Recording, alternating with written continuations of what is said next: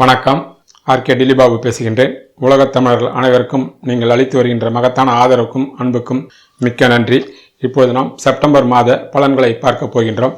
வழக்கம் போல நீங்கள் ராசிக்கும் பார்க்க வேண்டும், லக்னத்திற்கும் பார்க்க வேண்டும்.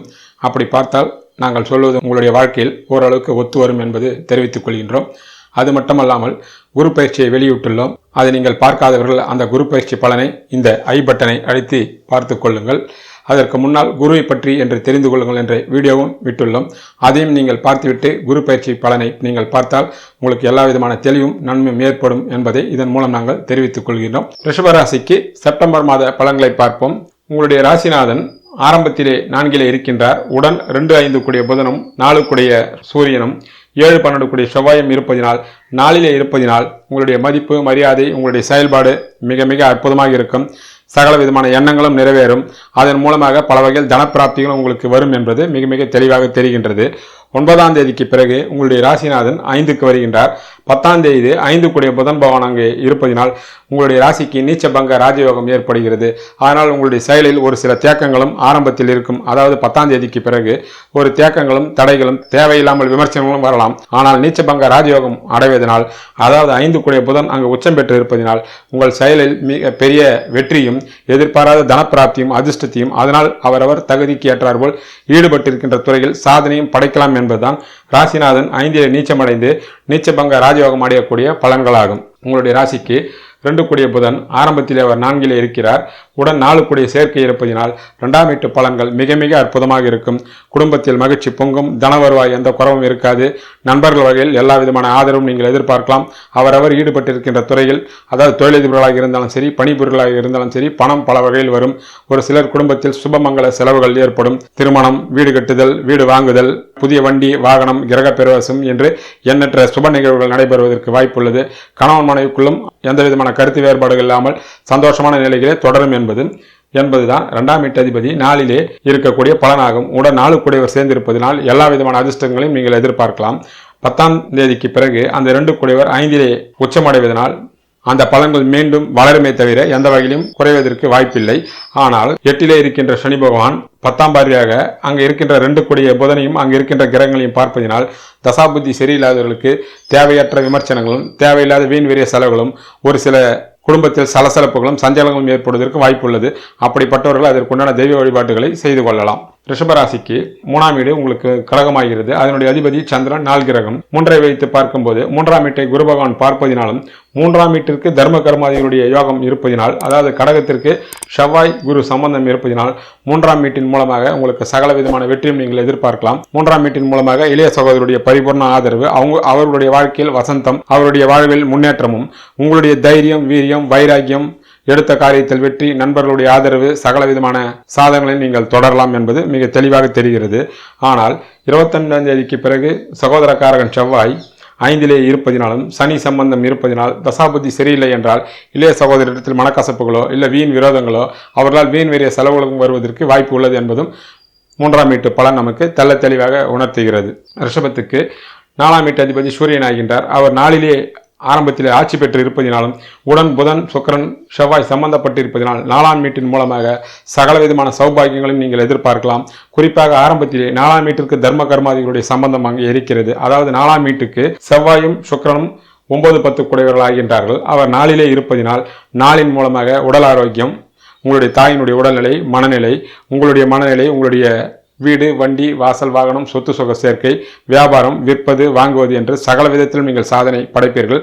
அவரவர்கள் ஈடுபட்டிருக்கின்ற துறையில் அற்புதமான முன்னேற்றத்தை காணலாம். குறிப்பாக படிக்கின்ற மாணவ மாணவிகள் 2ம் 5ம் சம்பந்தப்படுவதனால் படிக்கின்ற மாணவ மாணவிகள் அவரவர் ஈடுபட்டிருக்கின்ற கல்வித்துறையில் மகத்தான சாதனை படைப்பதற்கும் மிக மிக அற்புதமான வாய்ப்பு உள்ளது. 4 இருக்கின்ற சூரிய பகவான் 17ஆம் தேதி அவர் 5க்கு வருகின்றார். அங்கள் ராசிநாதன் புதன் இருப்பதும் அதுவும் ஒரு அதிர்ஷ்டமான அமைப்பே ஆகும். மேலும் உங்களுடைய 4ஆம் வீட்டு பலன் கூடுதலான முன்னேற்ற பாதையில் உங்களை அழைத்து செல்லுமே தவிர எந்த விதமான மைனஸும் நடக்காது. ஆனால் சனி பகவானுடைய பார்வையினால் தசாபுத்தி சரியில்லாதவர்களுக்கு உடல்நிலை பாதிப்போ அல்லது உங்கள் தாயாருக்கு உடல்நிலை அல்லது மனநிலை பாதிப்போ ஏற்படுவதற்கும் வாய்ப்பு உள்ளது என்பது சனியினுடைய பார்வை நமக்கு தெளிவாக காட்டுகிறது. காரணம், அந்த வீட்டுக்கு சனி பகவான் 5-6 கூடியவர் என்பதனால் 6 குண்டான பலன்களையும் செய்வதற்கு வாய்ப்புள்ளது என்பதும் நமக்கு தெளிவாக தெரிகின்ற உண்மையாகும். ரிஷபத்திற்கு 5ஆம் வீட்டினுடைய பலனை பார்ப்போம். 5 கூடிய புதன் நாளிலே இருக்கின்றார். ஆரம்பத்திலே நாளிலே இருக்கிறார். ஆக மாத ஆரம்பத்திலே 5ஆம் வீட்டின் மூலமாக உங்களுக்கு 5லே 12லே இருப்பதனால் உங்களுக்கு பிள்ளைகள் மூலமாகவோ அல்லது உங்கள் குடும்பத்திற்கு தேவையான சுபவிரயங்கள் ஆகலாம். அதாவது படிக்கின்ற உங்களுடைய பிள்ளைகள் படிக்கின்ற வயதாக இருந்தால் அவர்களுக்கு கல்வி செலவும், திருமண முயற்சிகள் இருந்தால் திருமண செலவும், மற்ற அவர்களுக்கு வீடு வண்டி வாசல் வாகனங்களோ அல்ல பொன் பொருளோ வெளியூர்களுக்கு வெளிநாடுகளுக்கு செல்லக்கூடிய செலவுகளாகலாம். அது அத்தனையும் நீங்கள் சுப செலவுகளாக எடுத்துக்கொள்ளலாம். 10ஆம் தேதிக்கு பிறகு அந்த 5ஆம் வீட்டு நாளிலே இருக்கக்கூடிய 5ஆம் வீட்டு அதிபதியான புதன் பகவான் 5லே உச்சம் படைவதனால் 5ஆம் வீட்டின் மூலமாக சகல விதமான நல்ல விஷயங்களையும் நீங்கள் எதிர்பார்க்கலாம். உங்களுடைய ஆசைகள், கனவுகள், திட்டங்கள் எல்லாமே நிறைவேறும். உங்களுடைய வாழ்க்கை பயணம் நேர்வழியிலே செல்லும். உங்கள் பிள்ளைகளுடைய வளர்ச்சியும் மிக மிக அற்புதமான பாதையிலே செல்லும். தெய்வ கடாட்சம் உங்களுக்கு பரிபூர்ணமாக கிடைக்கும். 25ஆம் தேதிக்கு பிறகு 7-12 கூடிய செவ்வாய் அங்கு 5லே இருப்பார். அப்பொழுது சனி செவ்வாய் சம்பந்தப்படுவதனால் தசாபுத்தி சரியாக இருந்தால் ஆகின்ற செலவுகள் எல்லாம் உங்களுக்கு சுப விரயங்களாக இருக்கும். இல்லை என்றால் குடும்பத்திலும் சரி, பிள்ளைகள் வகையிலும் சரி, கணவன் வகையிலும் சரி தேவையற்ற வீண் விரைய செலவுகளும் வீண் விரோதங்களும் பிள்ளைகள் மூலமாகவே வருவதற்கும் வாய்ப்புள்ளது என்பதும் நமக்கு கிரக பலன்கள் மிக தெளிவாக உணர்த்துகின்ற உண்மையாகும். ரிஷபத்திற்கு 6க்குண்டான பலன்களை பார்ப்போம். ராசிநாதனும் 6 கூடியவரும் சுக்கிர பகவானே ஆகின்றார். அவர் ஆரம்பத்திலே நாளிலே இருக்கின்றார். அதனால் 6ஆம் வீட்டின் மூலமாக உங்களுக்கு எந்த விதமான மைனஸ் பாயிண்ட்டும் அப்பொழுது வருவதற்கு வாய்ப்பில்லை. பிறகு அவர் 5லே நீச்சமடைந்து நீச்சபங்க ராஜயோகம் அடைகின்றார். 6ஆம் வீட்டு அதிபதி நீச்சமடைவது வம்பு, வழக்கு, நோய் நொடி, எதிரி தொல்லை எல்லாம் கெட்டுவிட்டது என்ற அர்த்தம். எந்த விதமான பிரச்சனைகளும் உங்களுக்கு இருக்காது. ஆனால் அவர் நீச்சபங்க ராஜயோகம் அடைவதனால் அதெல்லாம் ஒரு வகையில் கெட்டு அது மீண்டும் வளரும் என்பதும் அர்த்தம். யோகமான தசாபுத்தி இழந்தால் உடல்நிலையும் இருக்காது. கடன் இருந்தாலும் அந்த கடன் நீங்கள் அடைத்து விடுவீர்கள் என்பதுதான் 6ஆம் வீட்டு பலன் உங்களுக்கு தெள்ள தெளிவாக காட்டுகின்ற விஷயமாகும். ரிஷபத்திற்கு 7ஆம் வீட்டு அதிபதி ஆரம்பத்திலே 4லே இருக்கின்றார். 7லே குரு பகவான் இருக்கின்றார்.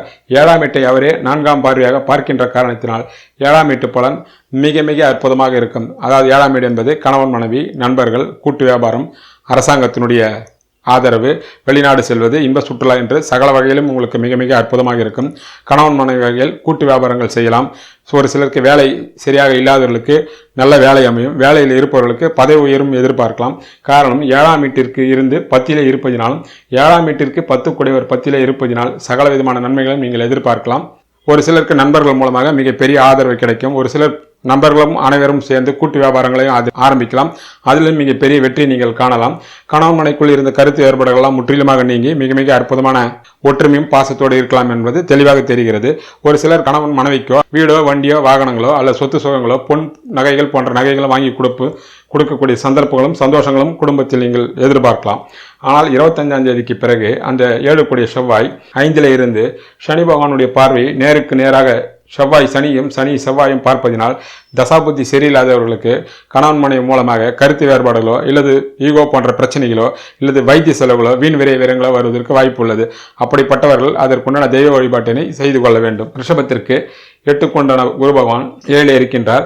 8லே சனி பகவான் இருக்கின்றார். இவ்வளவு காலம் உங்களுடைய ராசிக்கு யோகத்தை கொடுக்கக்கூடிய சனி பகவான் வக்கரப்பட்டிருந்தார். வக்கரத்திலே உக்ரபலம் என்பது விதி.